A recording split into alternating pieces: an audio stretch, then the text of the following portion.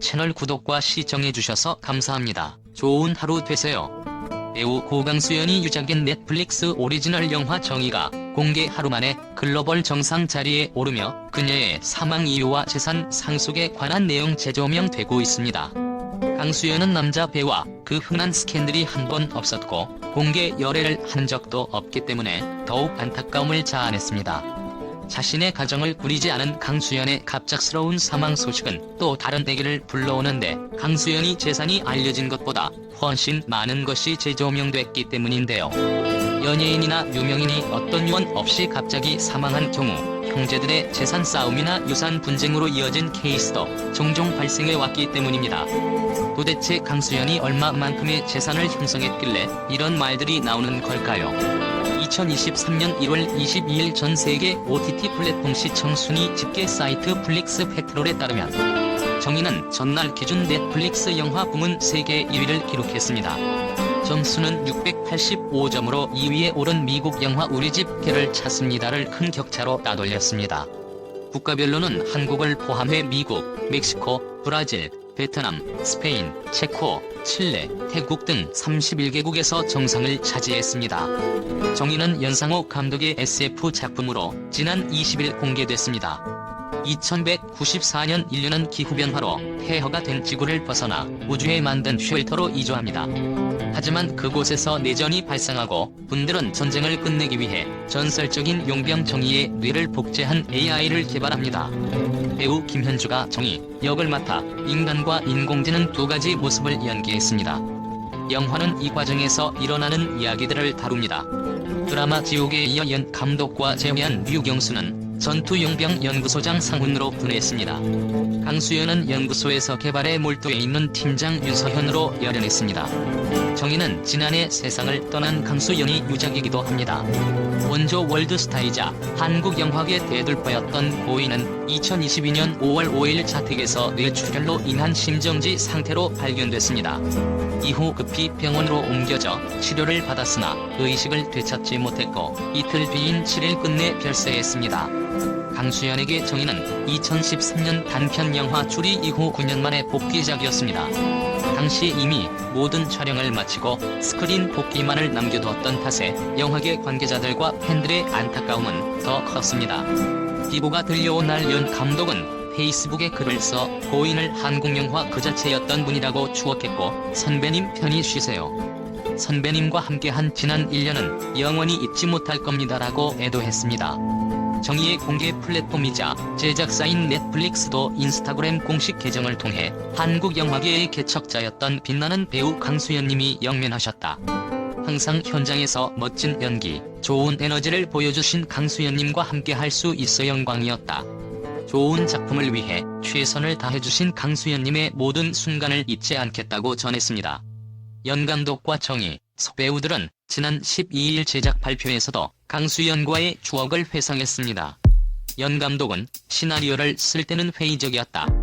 적지 않은 예산과 장르, 업계에서는 이걸 만들 수 있을까라는 생각 때문에 영화화에 집착하지 않았다.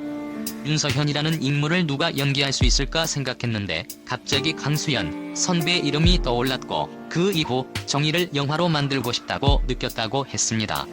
이어 제안 드리기 전부터 넷플릭스 측의 강수연 선배를 주연으로 이런 영화를 찍고 싶다고 구체적으로 얘기하기도 했다.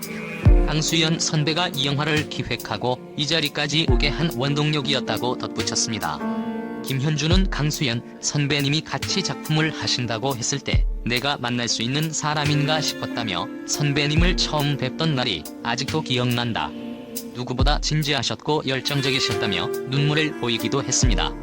현장에서는 선배, 어른이 아니고 그냥 동료였다. 1966년생 향년 55세 나이 강수연, 대한민국의 배우로 길거리 캐스팅으로 1969년부터 동양방송 전소가역 배우로 활동을 시작했습니다. 1980년에 언론 통폐합 이후로는 KBS로 활동 무대를 옮겨 1981년 KBS 원모이자 노래하자에서 이상형과 사회를 본 바 있고 1983년엔 청소년 드라마 고교생 일기가 큰 인기를 얻으며 당시 손창민과 더불어 최고의 하이틴 스타로 떠올랐습니다. 고등학교를 졸업한 이후 1985년 영화 고래사냥 1호 성인 배우로서 첫 활동을 시작했습니다. 1987년부터 강수연이 본격적인 전성기가 시작되었습니다. 1987년에 개봉된 미미와 철수의 청춘 스케치는 그해 한국 영화 흥행 순위 1위를 기록하며 대흥행. 우리는 지금 제네바로 간다는 관객 수 12만 4,259명을 동원하며 흥행에 성공했습니다. 이에 대종상에서 여자 인기상과 청여우주연상을 수상하는 기염을 토했습니다. 이 기세를 이어받아 파격적인 소재를 다룬 영화 시바즈가 국내 흥행에는 실패했으나 해외에서 뜻밖의 주목을 받아 베니스 국제영화제 여우주연상을 이때부터 강수연에게 월드스타라는 칭호가 붙게 되었습니다. 동아시아 배우 중 최초. 2013년 단편 영화 주리 이후로 연기 활동을 하지 않았는데 2021년에는 연상호의 영화 정의에 출연한다는 소식을 알리며 장편 상업 영화로는 약 10년 만에 복귀하였습니다. 2022년 1월 촬영을 마치고 연내에 개봉할 예정이었으나 2022년 들어서 건강상의 문제가 생기면서 병원을 다니기 시작한 상태였다고 합니다. 그러던 중 5월 5일 오전부터 두통을 느낀 강수연은 본인이 119에 신고해 구급대원들이 출동하기도 했으나 당시에는 병원 후송을 원치 않아 철수했다고 합니다. 하지만 오후 5시 48분에 강수연이 연락이 되지 않자 가족들이 넣은 신고를 받고 119가 다시 출동하였으나 그때는 안타깝게도 이미 심정지를 일으킨 상태로 발견되었다고 합니다. 쓰러졌다는 보도가 나왔을 당시에는 자세한 병명이 알려지지 않고 그냥 심정지로 쓰러졌다는 소식만 나와서 극단적인 선택을 시도했다가 쓰러진 것 아니냐는 얘기도 있었습니다. 이후 심폐소생술을 받으면서 강남 세브란스 병원 응급실로 이송되어 뇌출혈 진단을 받았고 혼수 상태에서 병원 치료를 받기 시작했습니다. 5월 6일에는 중환자실에서 경과를 지켜보고 있는 상태라고 알려졌는데 수술을 통한 치료는 고려하지 않는다고 합니다. 병원에서 수술을 해도 경과가 나아지지 않을 것이라고 판단하여 가족들도 수술을 포기한 것이 이유로 전해졌습니다. 하지만 안타깝게도 1도 채 지나지 않은 5월 7일 오후 3시 결국 의식불명 상태에서 치료를 받던 중 증세가 급격히 악화되어 더 이상 회복하지 못하고 향년 55세를 일기로 세상을 떠났습니다. 사인은 뇌동맥류 파열로 인한 뇌출혈로 알려졌습니다.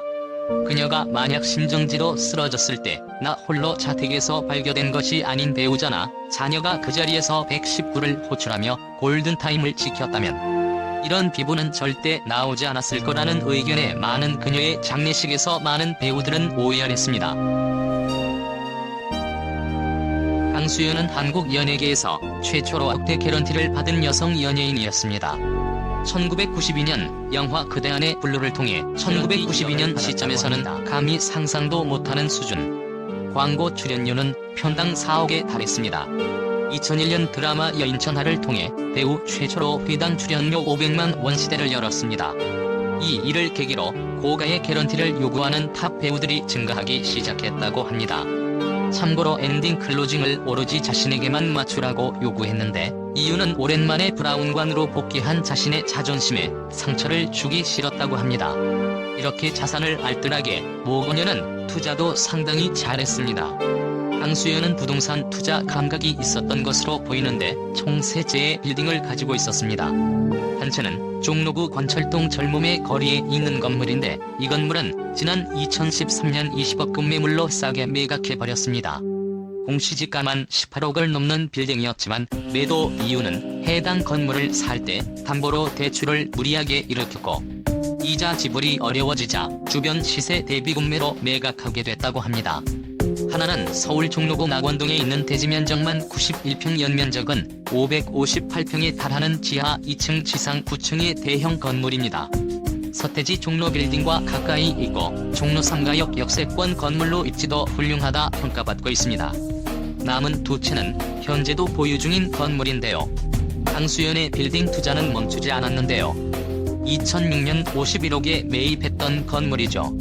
10억은 훌쩍 넘을 거라는 평가를 받는 건물입니다. 그녀는 2017년에 강남구 신사동 압구정 로데오 거리에 위치한 4층짜리 건물을 매입했습니다. 등기부에 따르면 건물과 토지 모두 강수연 단독 보유인데 80억에 매입했고 건물 1층에 위치한 편의점의 경우 월세만 1천만 원 수준이라고 해 모두를 놀라게 했죠. 땅값이 높아서 미래 가치가 큰 건물인 것으로 알려졌는데 현재 이 건물 시세는 4년 만에 수백억이 됐다고 합니다. 두 빌딩을 합치면 강 씨의 부동산 재산은 최소 300억 원 이상으로 추정되고 있다. 강수연이 끝없이 자신의 노후를 위해 투자한 부동산들이 한순간에 남을 위한 재산이 되어버린 것은 안타까운 사실입니다. 강수연이 자산 증식을 위해 얼마나 노력했을지 보이기 때문인데요. 이처럼 수백억 규모의 재산을 보유하던 고강수연이 별세함에 따라 해당 부동산의 상속자에 대한 관심이 모아졌습니다. 강 씨는 결혼 바 없는 미혼 상태로 장례식 상주는 그의 형제들인 것으로 밝혀졌습니다. 현행 민법상 배우자와 자녀 부모가 없이 형제자매만 있는 상태에서 별다른 요원 없이 사망한 경우 법정 상속분에 따라 형제자매가 같은 비율로 상속을 받는 상속자들이 됩니다. 강수연은 이남 이녀 중 셋째 딸로 알려졌는 데 별다른 사정이 없을 경우 첫째, 둘째, 넷째 형제가 강수연의 재산을 3분의 1로 분할할 것으로 보여진다고 합니다. 강수연 본인에게는 아무런 준비되지 않은 죽음인데 얼마나 황망할지 참으로 안타깝습니다. 삼가 고인의 명복을 빕니다. 한 제대로 눈을 감을 수 있을지 걱정이 됩니다. 채널 구독과 시청해주셔서 감사합니다. 좋은 하루 되세요.